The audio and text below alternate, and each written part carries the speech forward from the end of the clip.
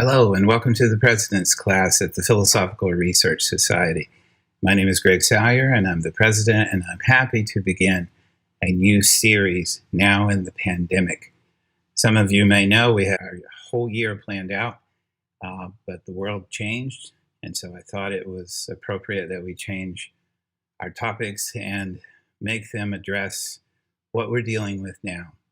I want the things we say at PRS and do to be helpful and to advance our mission, and I don't want them to be trite or easy. I want them to be deep and reflective, and most of all, helpful, because what we're about here is practical and profound wisdom for the 21st century, and of course, for the pandemic. So welcome to the new series, When Stories Change, Seeking Wisdom in Troubled Times. Nothing is so painful to the human mind as a great and sudden change, wrote Mary Shelley, and I think we all feel that now. Let me begin by saying, as everyone else does, that we are living in times that are unique to all of us, and especially concerning and dangerous. Even though such a statement can sound obvious and even trite, I think it serves a function. We need to mark this moment and frame our observations for what is happening in the world.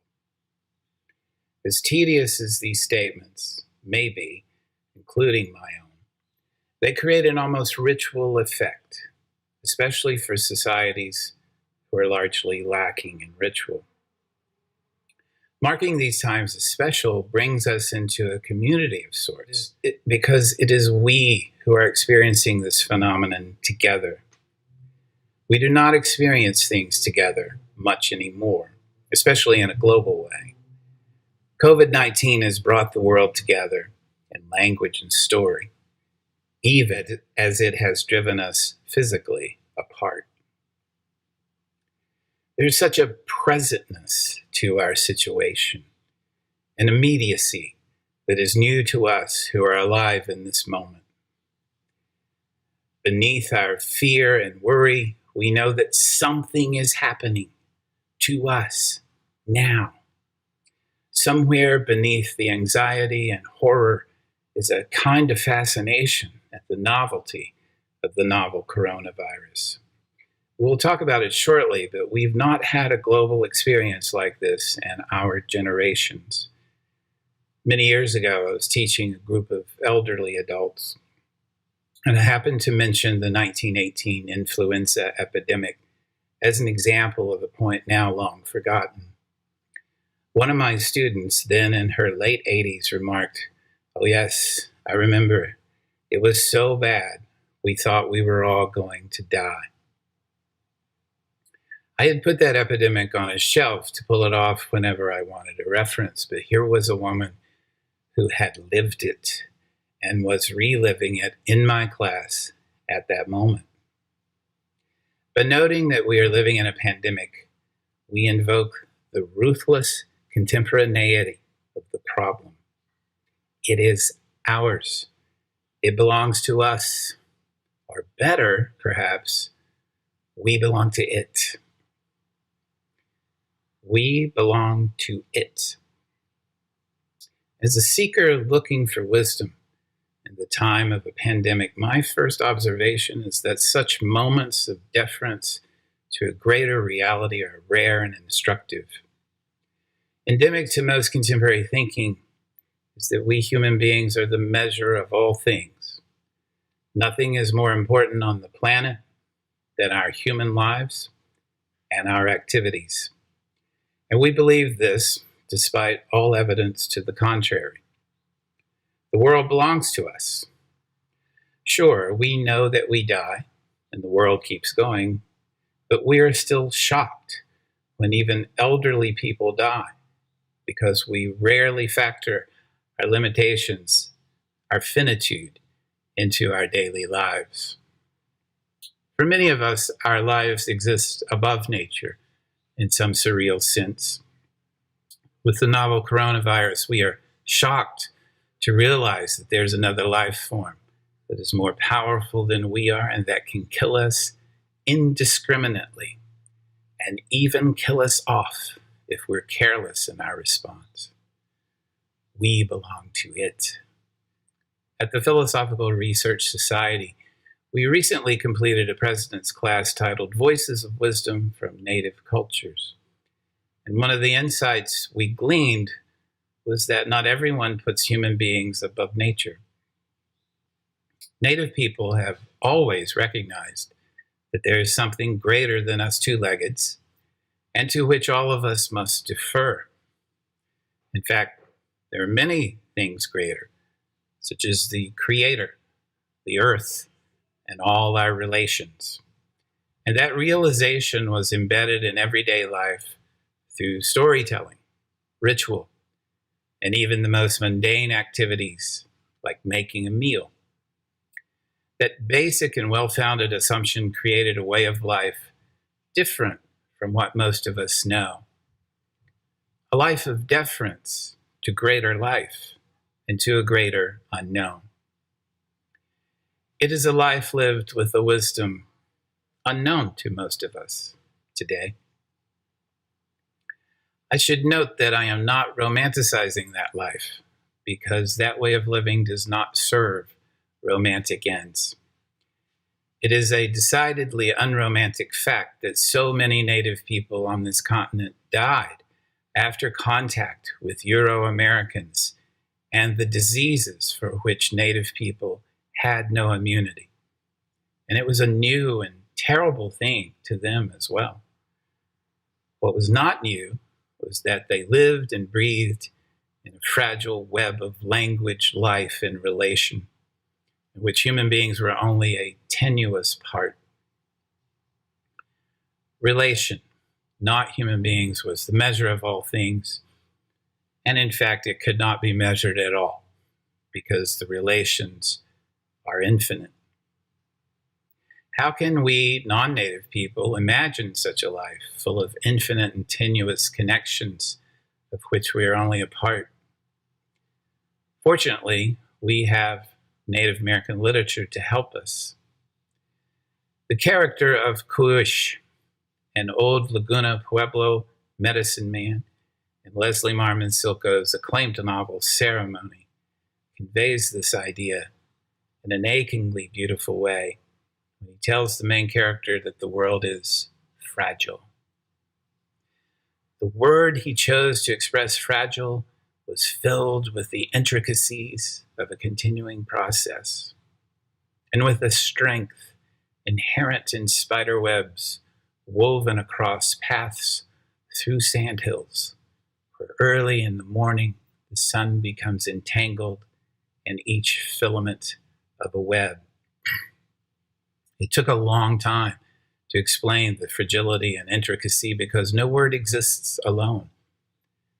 The reason for choosing each word had to be explained with a story about why it must be said this way. That was the responsibility that went with being human, old Kuush said. The story behind each word must be told so that there could be no mistake in the meaning of what had been said. And this demanded great patience and love. Recognizing one's place as fragile, intricate, dependent, as human, is a profound aspect of a seeker's journey. I would go so far as to say that it is an elixir that we steal from the gods to heal the world. But such recognition is a hard thing. And like most hard things, it hurts and it teaches. No wonder our response to such wisdom demands great patience and love. No wonder the gods, symbols of the greater powers, expel us out of our Edens once we know good and evil, the intricacies of a continuing process. We know what they know, so they are no longer necessary. For a large group of Kiowas camped in the Wichita Mountains in the early morning of November 14th, 1833, their fragile and intricate web began to break. That is, their story began to change. In fact, their world began changing when they'd been driven from the Black Hills by the Cheyenne and Lakota. On that terrible morning, N. Scott Momaday writes, they were awakened by the light of falling stars, and they ran out into the false day and were terrified. They thought the world was coming to an end. You can imagine something like that happening directly overhead, this havoc in the night sky. And so it's very much in their blood memory. I think the Kiowas took the falling stars as a sign. It was an omen, and bad things followed. You can start counting the catastrophe. What Momaday is referring to here is, of course, the coming of the whites from the east, whose arrival would inaugurate the worst period in the history of the Plains and other tribes. Their expulsion from the Black Hills would seem small in comparison, and the catastrophes kept coming. There are, of course, many more examples that I could adduce that demonstrate what happens when stories change. But one in particular is worth mentioning because it involves one of our favorite characters. A teenage girl wrote a novel in a contest to write the best ghost story among her famous literati friends. Though they were much more famous, such as her husband Percy, her soon-to-be husband, and Lord Byron, she clearly won. The reason they were writing ghost stories, however, was not because they were on a writer's retreat, or at least not a planned one. Instead, they were in Switzerland during the summer on vacation, but they could not go outside. It was the year without a summer in 1816, or 1800 and froze to death. And it was a volcanic eruption that stole their vacation, locked them indoors, and created, ultimately, Frankenstein.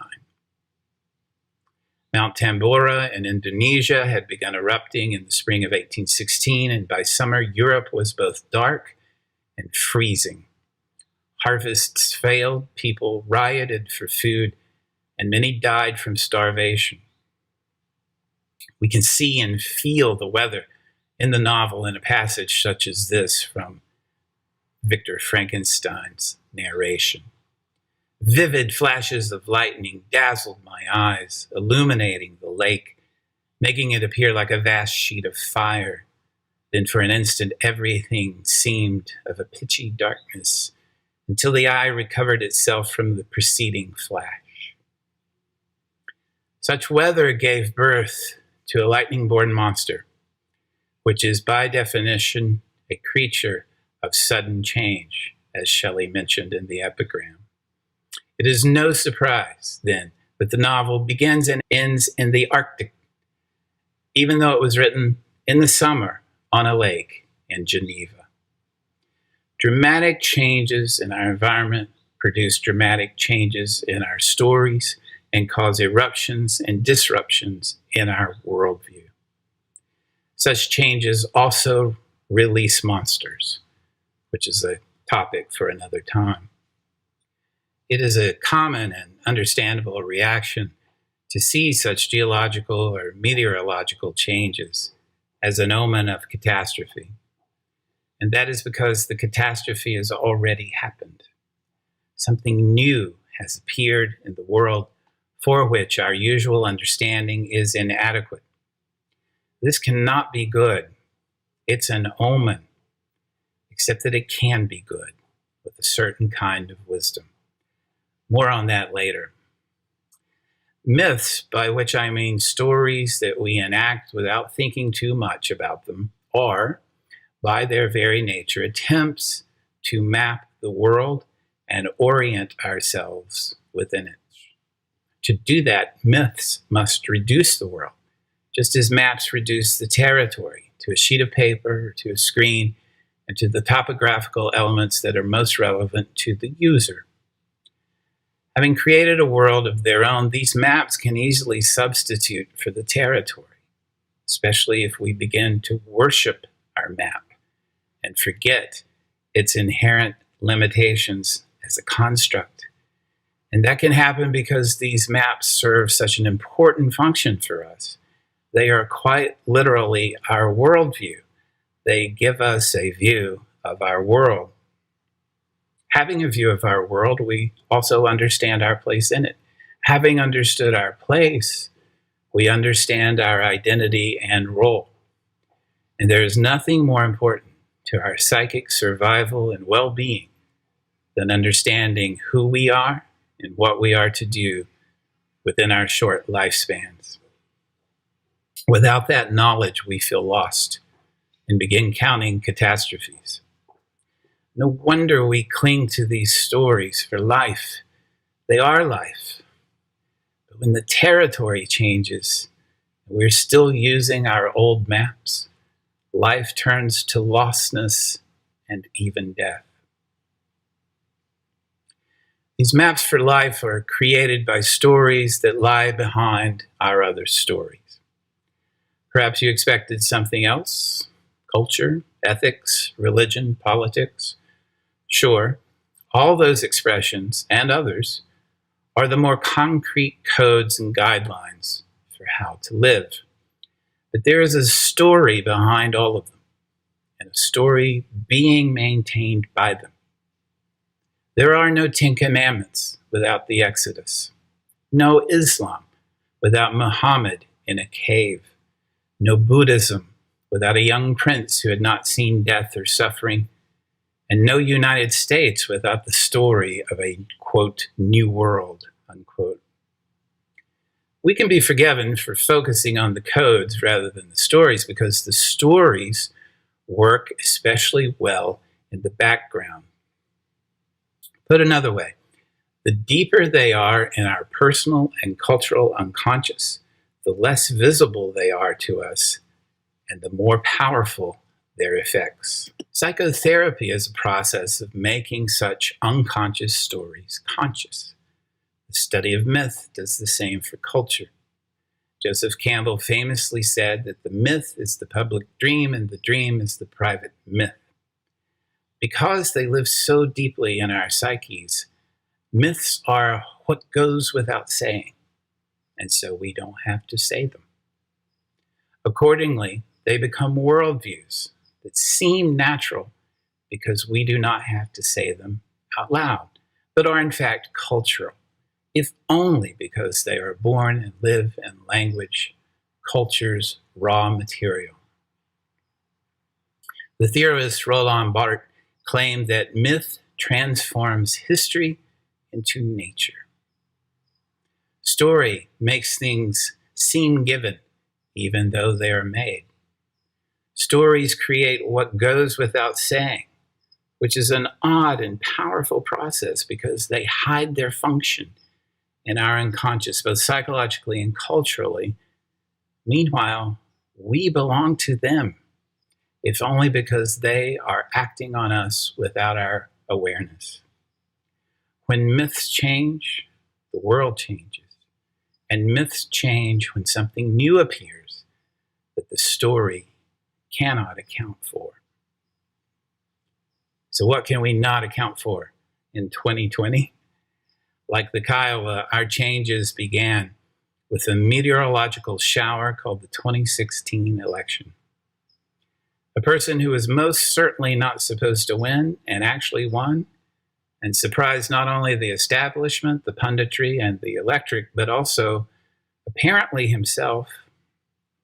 It turns out that there were other meteorological showers as well across Europe and in South America.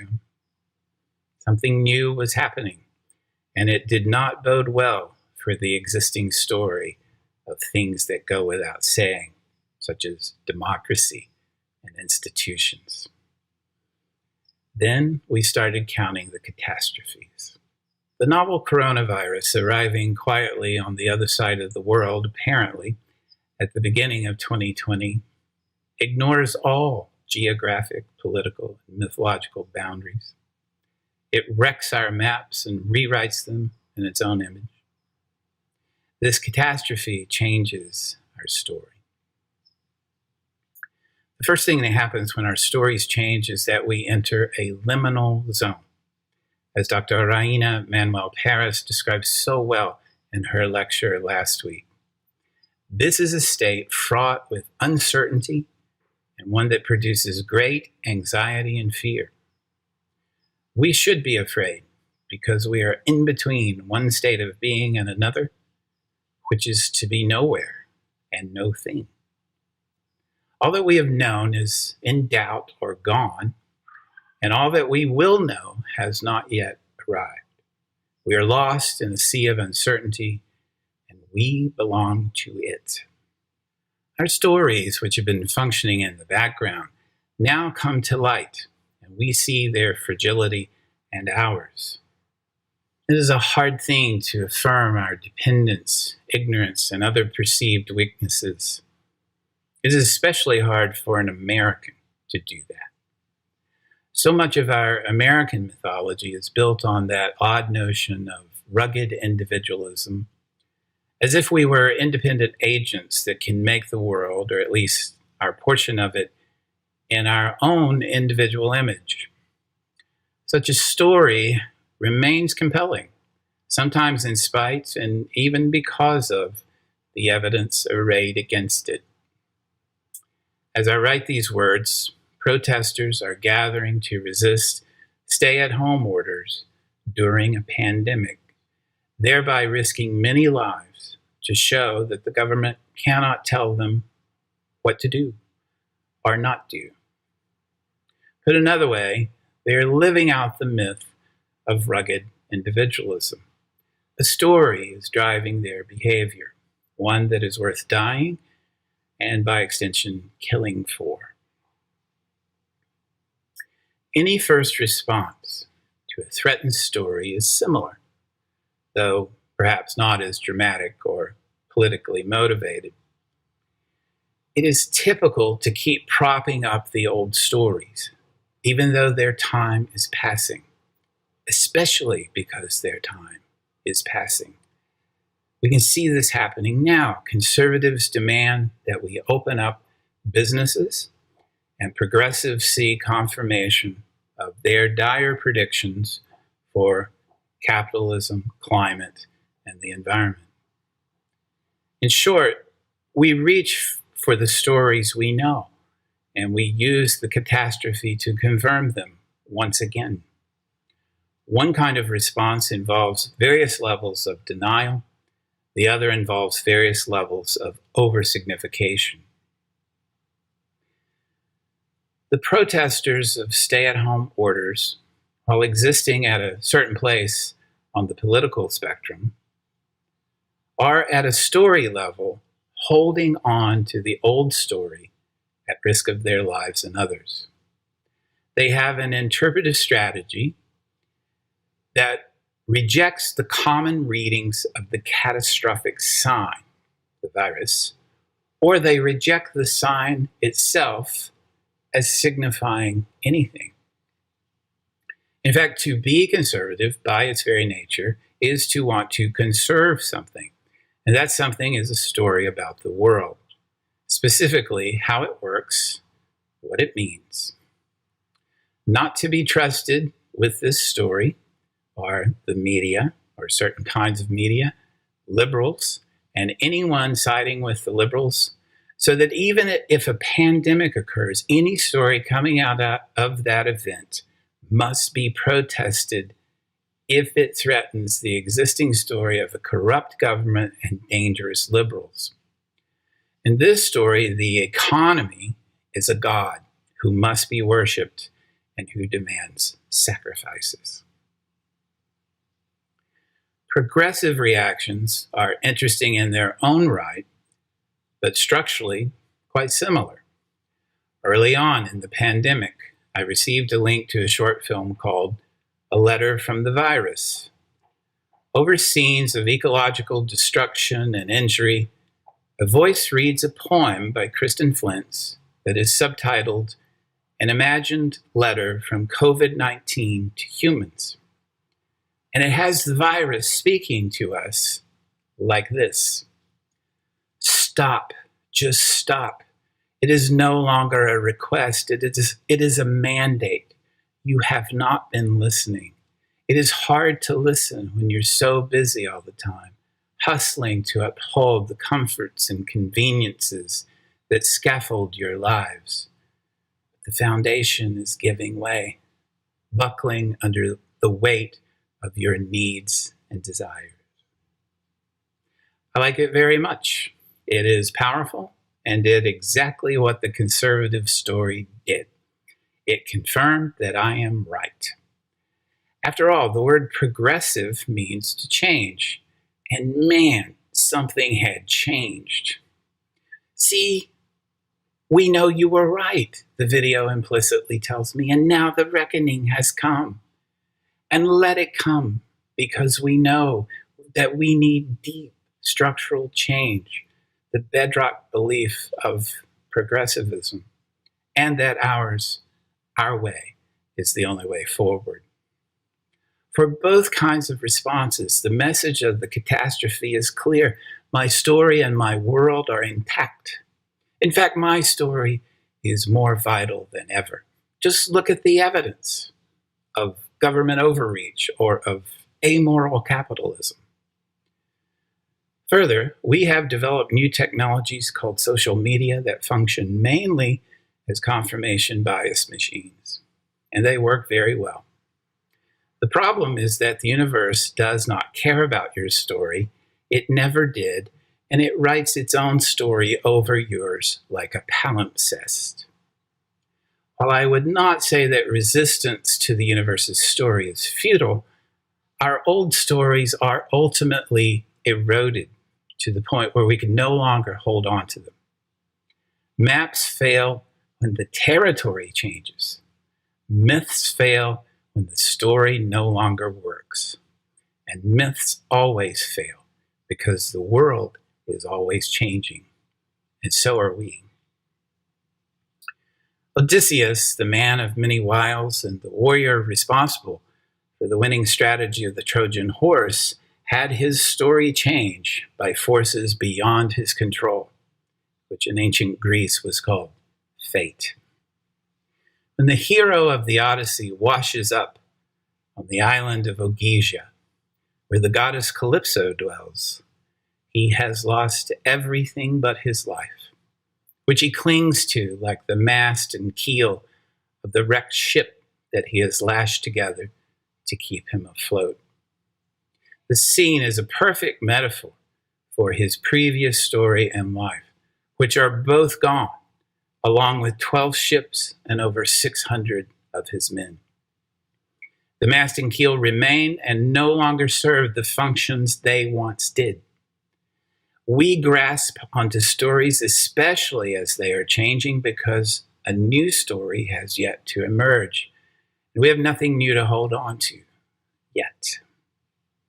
For Odysseus, a new ship waits to be constructed on Calypso's island. But it takes several years and many machinations from the gods for it to become real. A new ship is a new story, one that will take Odysseus home to Ithaca.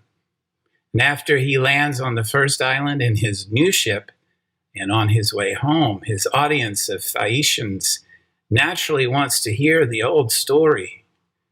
However, for Odysseus, it is now the old story, and we can hear the weariness in his voice as he recounts it. I drifted along 9 days. On the 10th at night, the gods cast me up on Ogygia, Calypso's island, the home of the dangerous nymph with the glossy braids, who speaks with a human voice. And she took me in, she loved me. I covered the same ground again just yesterday here at the hall. I told you all the rest, you and your gracious wife. It goes against my grain to repeat a tale told once and told so clearly. That's from book 12. And so obsolete, we might add. Again, when stories change, We cling to the old ones as long as possible because they are all we have in the wreckage. When a new story emerges, telling the old one goes against the grain. It's a story for a different place, a different time, even a different person, because the world of that story is gone and a new world is being born. Let's look at that process a little more closely for us here in the pandemic. Currently, our story is changing globally. It's been 700 years since the greatest plague we've ever experienced wiped out 200 million of us. Over a century since a pandemic with the infectious lethality of COVID-19 has swept the planet. 75 years since we used a device that could destroy the planet and all of us with it. And 40 years since HIV/AIDS ravaged us. With this latest crisis, we're forced into a global community by stark fate. The first thing to say about stories changing on a global scale, then, is that we have a global story for the first time in a long time.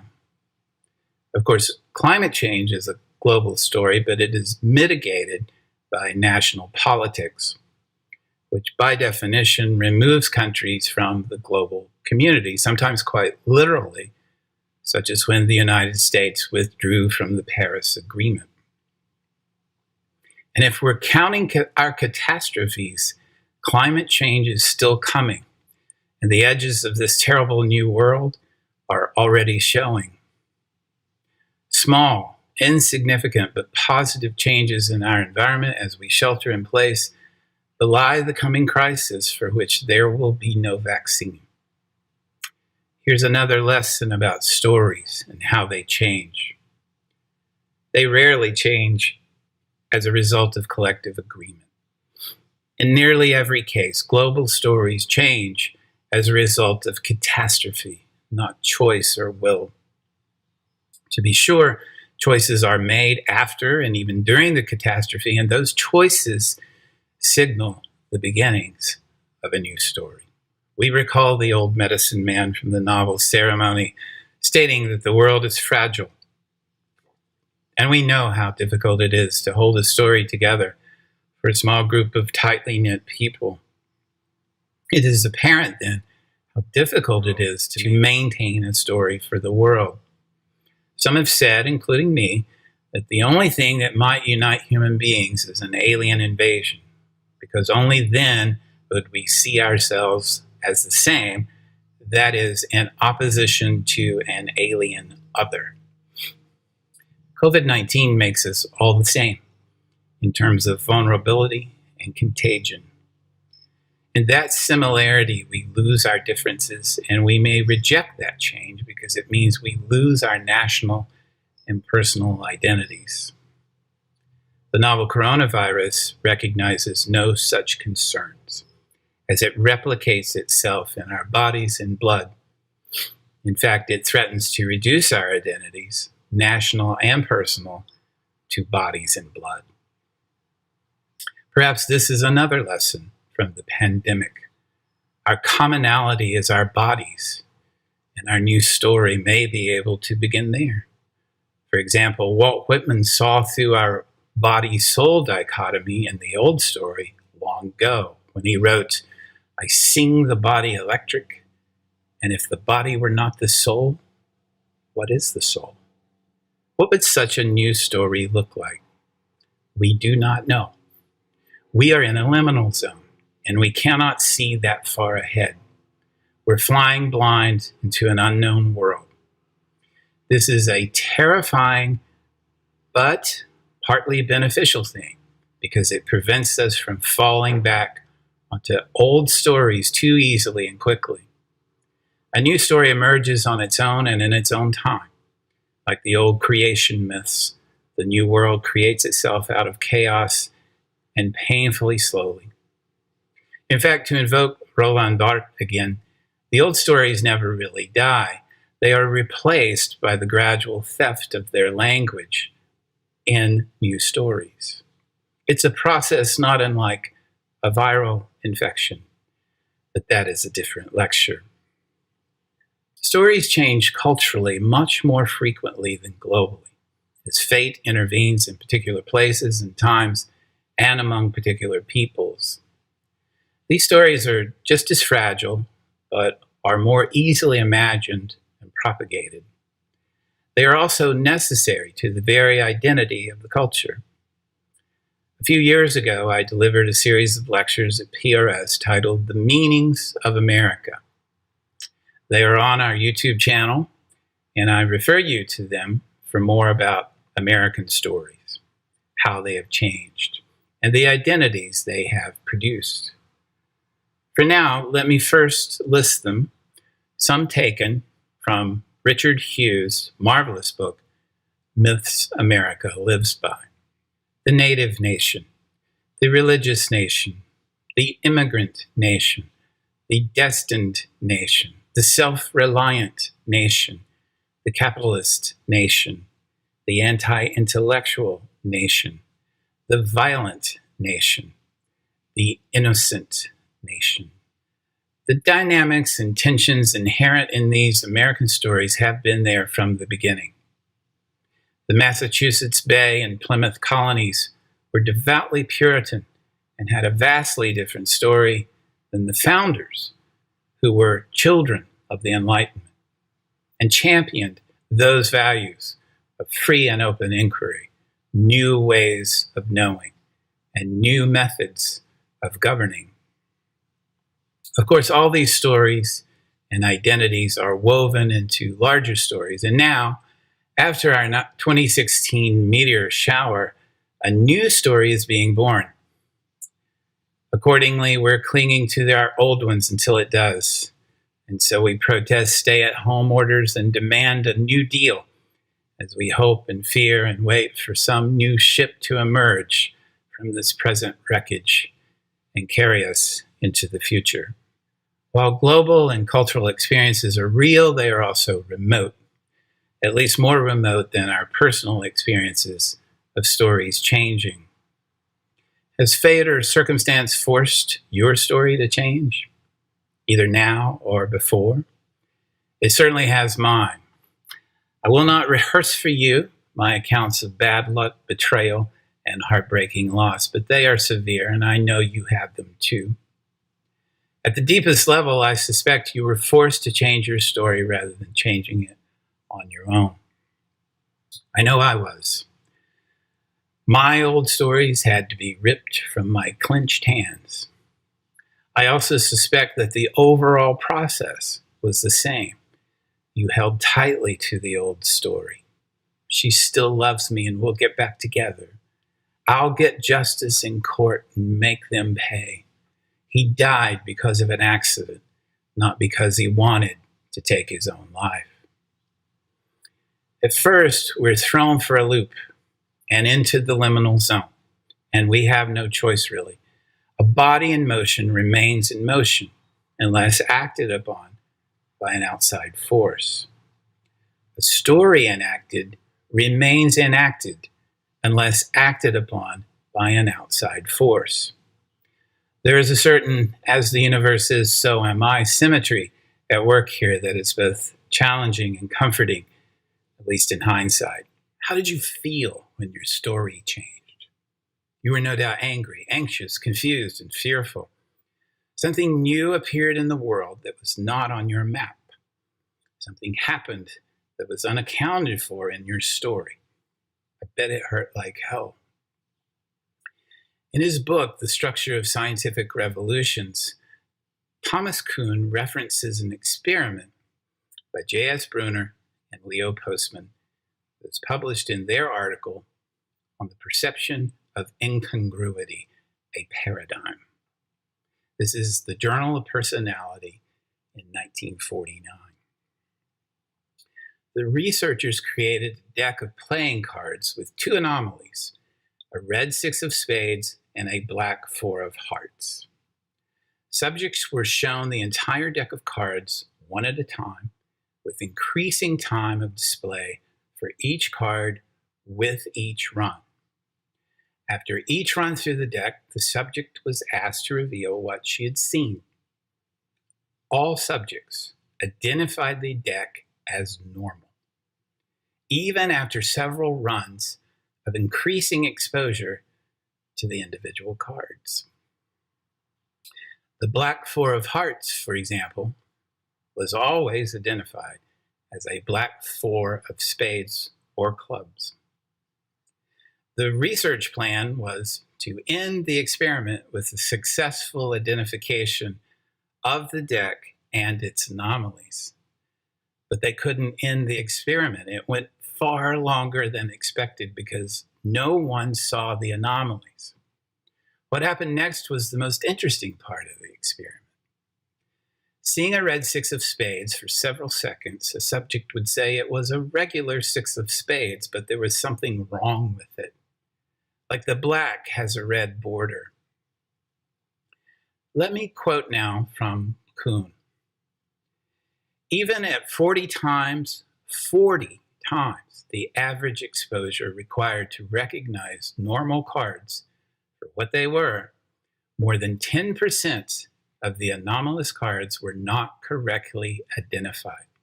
And the subjects, who then failed often, experienced acute personal distress.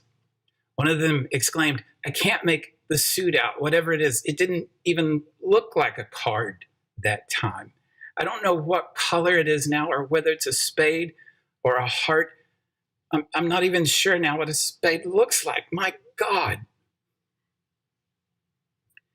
Do you see what happened here? Actually, quite a lot, but for our purposes, their story changed, but they did not realize it. The story of a normal deck gradually eroded with each increased exposure to anomalous cards. And the subject's reactions were all of our reactions. There is no anomaly. There's something wrong with that card. And finally, I'm not even sure what a spade looks like. My God.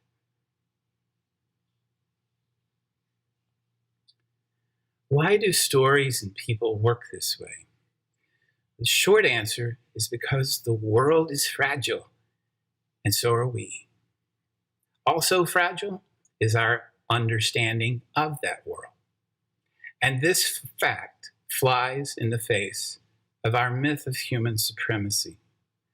Put bluntly, we do not know as much as we think we know, as we would like to know, or as we claim to know.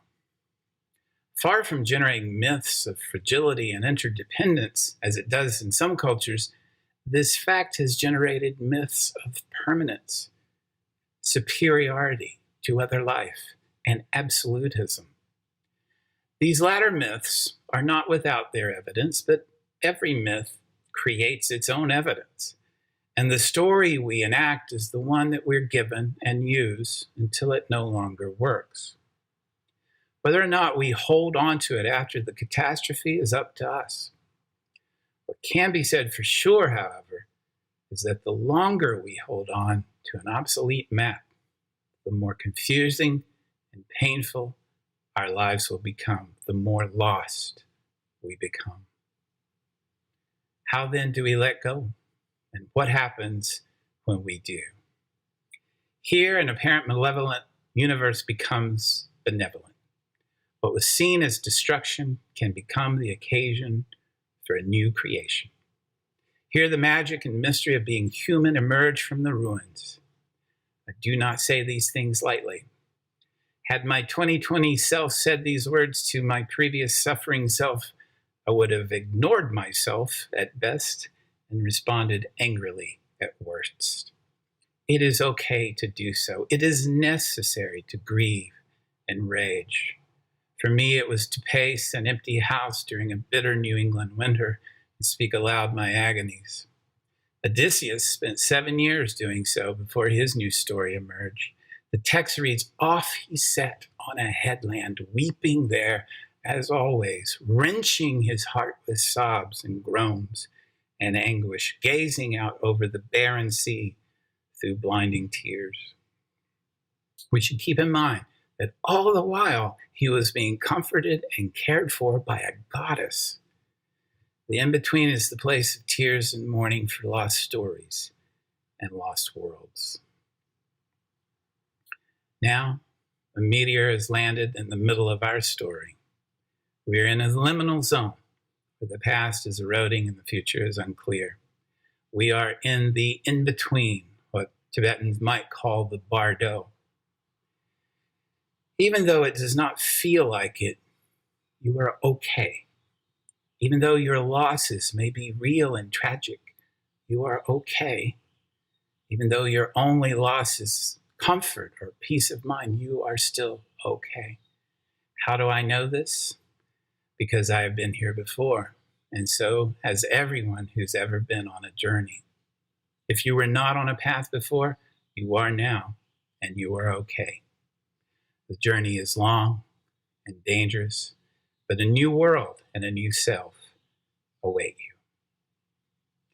We will keep talking about seeking wisdom in troubling times in the coming weeks. Next week, we'll look at a case study of a person who lost his story and how he got through it. Future lectures include when new stories emerge, when a monster appears, the virus and its metaphors. What we need is a good ceremony, and Castaway, a film for the pandemic and for life. Thank you for your attention.